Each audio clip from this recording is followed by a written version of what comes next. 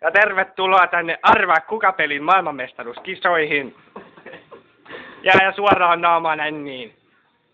Eikö nyt? Fiiliksellä lähdetään peliin. No, mä oon tässä nauttinut nyt 2 punsia. Keskittynyt 3 tuntia. Joogaa, pilapesiin sun muuta. Kiitos kaikille faneille näin.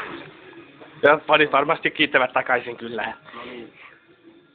Vastustaja homo ei kyllä kysellä sitten mitään. Täällä on täysin sinisten. Vastustaja tulee suoraan Venäjältä. Suoraan Venäjältä. Nikolai Dragusha. Sittenhän tulee sensuuri kehi. Venäjän homoja tässä telkkarissa näytetään. No niin, virallinen tuomari tarkistettu.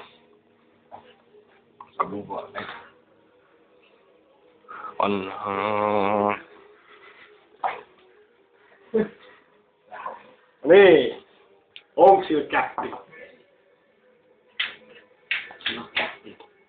Onks sillä musta? Ei oo mustia hiuksia. Ja sieltä raamoja alas, jumalauta. Lähtee puskemaan päälle. Puskee päälle 3-2 taktiikalla tänään. Meitsi lähtee kalja-osastoon, Ata Samson sut yhden. Onks se kalja? Onks se kalja? Etkä saa tehdä mitään, ne on lukittu. Ne ei oo lukittu. Älä lukitte niin. Mainoksi. Arvaa kuka, no niin, arvaa kuka pelin sponsoroi KOF. Ei oo keltaisia hiuksia. Ainoa oikea alus. On Kyllä, keltaisia hiuksia. tää lähtee mukaan. Siinä on mainoskatko ja palaamme takaisin areenalle, no niin. Onks sillä keltaiset hiukset? Jännittävä. Ja naamoja kääntyy. Vaatii armoton Keskittyminen, jumalauta, ja siinä jysättiin. No niin, 4 tilanteessa mennään. Ilmusta hiukset. Ei! Jyrää!